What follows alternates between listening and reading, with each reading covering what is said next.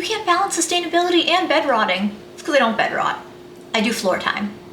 There's a difference.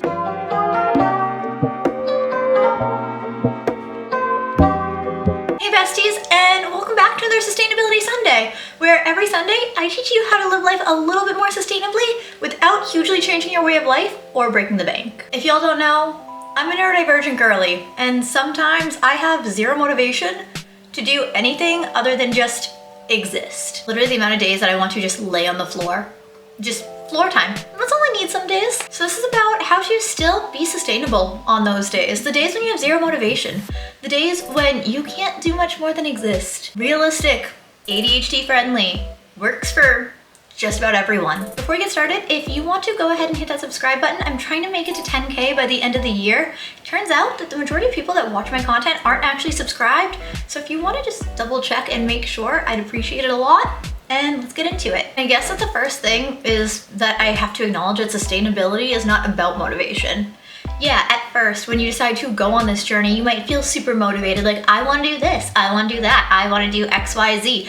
I want to do all of these sustainable things. If you rely on that every day to be sustainable, you're not going to live a sustainable life. It doesn't matter if you're neurodivergent, if you're chronically ill, or if you have a neurotypical brain that just functions like normal. You're not gonna have motivation every single day. So that's the first thing that you have to acknowledge, that sustainability just has to be a way of life, not something you do when you're motivated. And that is why you adopt micro habits. The first thing is the biggest thing for me, have things visible. I have the worst issues with object permanence.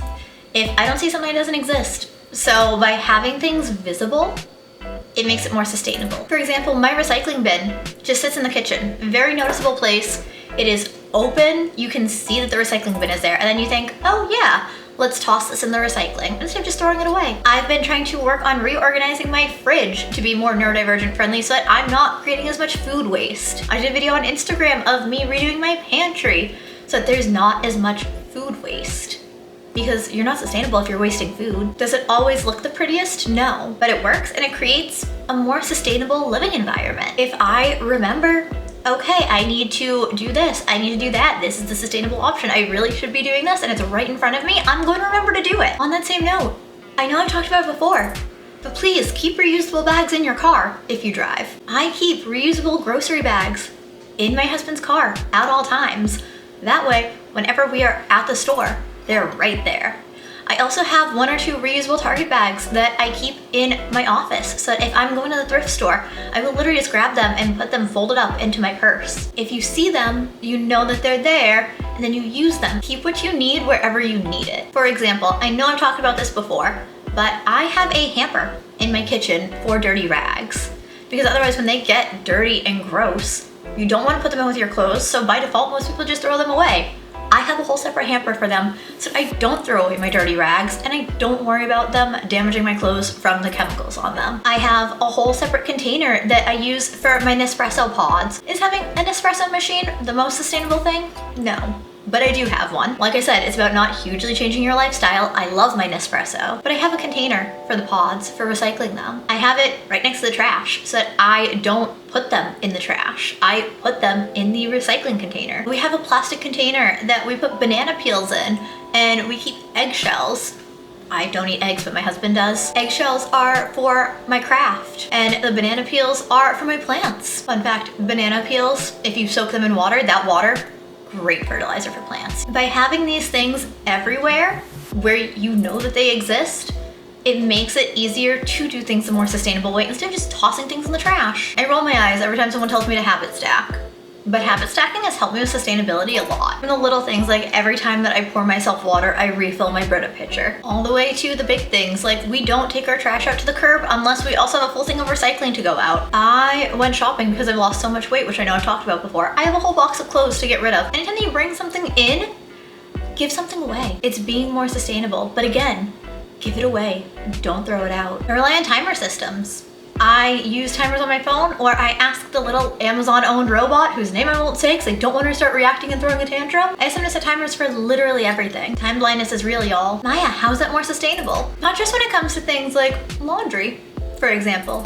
That way the clothes don't sit in the washing machine and get gross smelling so that it has to be run again. Not only when it comes to things like cooking something, because that you need timers for. I mean even things like reminding myself to turn off the lights. I will set a timer to go off to tell me turn off the lights. My camera is a prime example. If I plug this into charge, I will set a timer to tell me to unplug my camera so that I'm not using up extra electricity. I use timers to tell me when to turn things off, when to unplug things, when to do things, because otherwise I don't remember them. And on that note, lists on my phone are also my best friend as a neurodivergent girly. I have started literally forming grocery lists on a shared app with my husband. Otherwise, I go to the grocery store and I buy something and then I realize that we already had it at home. So we have duplicates of things and then all of a sudden, we have food waste because we don't eat everything in time. I have a list of what physical books I have because I don't want to keep buying duplicates. If I do, granted I have plenty of friends that love the same books as me, so I give my books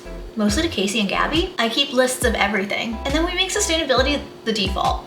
The things that we have around the house are sustainable options. We choose sustainability the days that we have the energy, so that the days that we don't, things are already set up to be more sustainable. Things like reusing my jars. Yeah, I reuse my jars. I've shown you that before. I save all my jars and I reuse them. One of my favorites. We have to Google on this guy because he still has some sticky on him from the label, but this was from Shisha, from Hookah Nights. This is being turned into a planter, but also my husband buys his multivitamins and we buy things like our iron, our calcium, our vitamin C in giant bulk containers. I also used to get Hum sent to me. These are little empty Hum bottles. I save them. The multivitamins, we put them in these. That way the giant containers can be put away and the little guys can live in the medicine cabinet. By the little guys living in the medicine cabinet, it makes it easier to remember. You don't need things to be aesthetic. I'm not just talking about containers. Obviously, those are some of the containers that I have that aren't aesthetic. It's like how I have faux plants everywhere. I have the faux vines, I have faux eucalyptus. I love faux plants. Real plants die. I do have real plants. But I love to decorate with faux plants because you spend the money once and it lasts forever. You're not buying over and over and over and over flowers that you just keep throwing away. I love decorating with faux plants. I love decorating with little knickknacks that we have already. I love putting up just pictures of me and my friends. You don't need to have the most aesthetic things. It's more sustainable.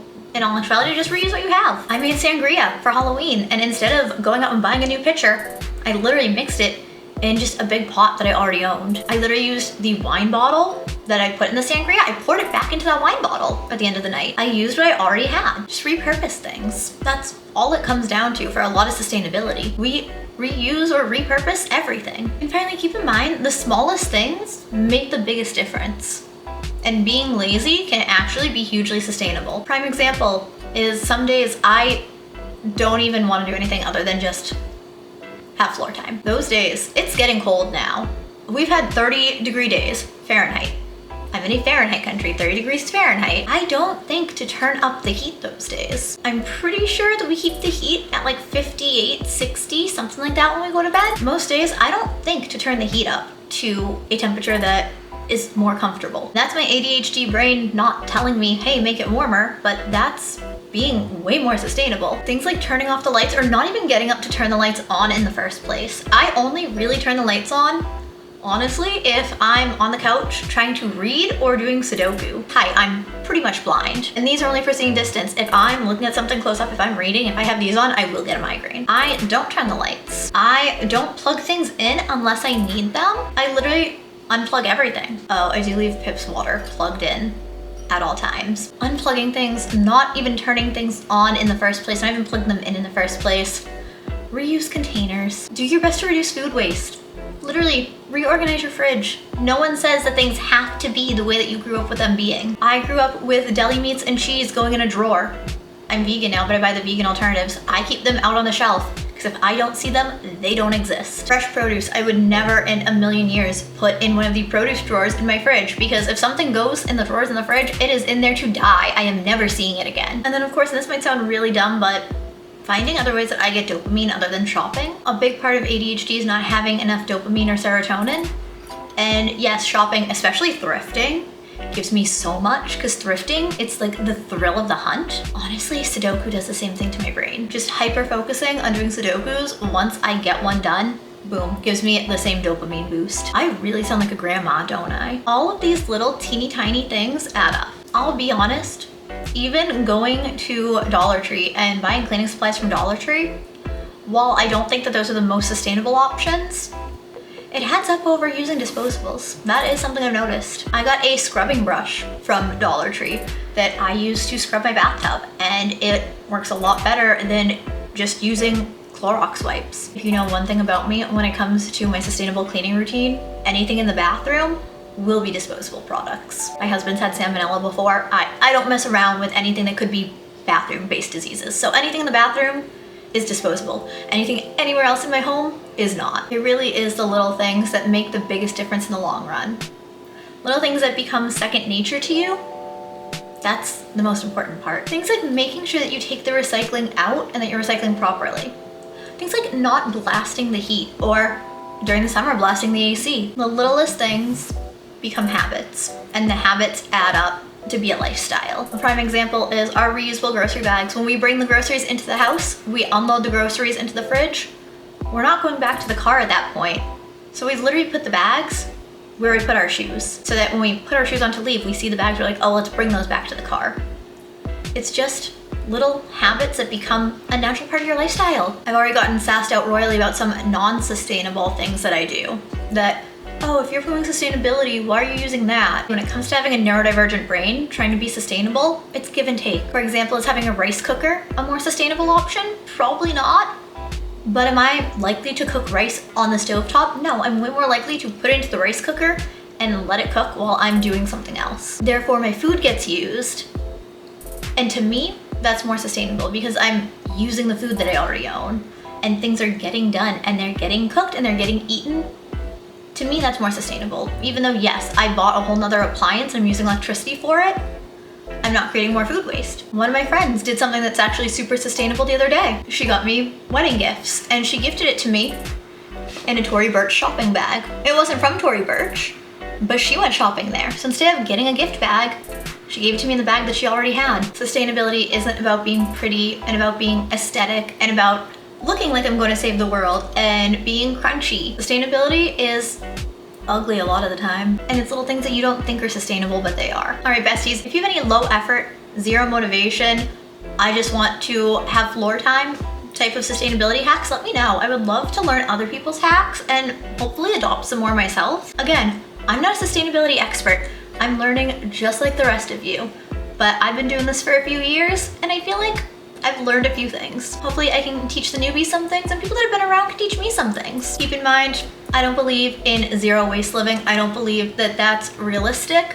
I don't believe that's something that anyone can actually live long term. If you're trying to come for me saying you're not zero waste, I don't claim to be. I claim to make realistic changes that will last and have a lasting impact. And that's what I want to give to everybody else. If you enjoyed this video, if you like sustainability content, if you like ADHD content, make sure to subscribe. I put out new videos every Wednesday, Sunday, and then alternating Mondays and Fridays. Sundays are sustainability Sundays, so especially if you're here for this content, make sure you come back on Sundays. We are trying to hit 10K by the beginning of January, so fingers crossed. If you do subscribe, make sure to hit the bell, otherwise YouTube will never tell you when I post new videos. It's a little bit broken like that. Also, make sure to give the video a thumbs up. It does really help to boost in the algorithm and get my small channel out there. Thank you so much for watching. I love you all, and I will see you in my next video. Bye. I don't know, but I've been told the world outside is oh so cold. So cold.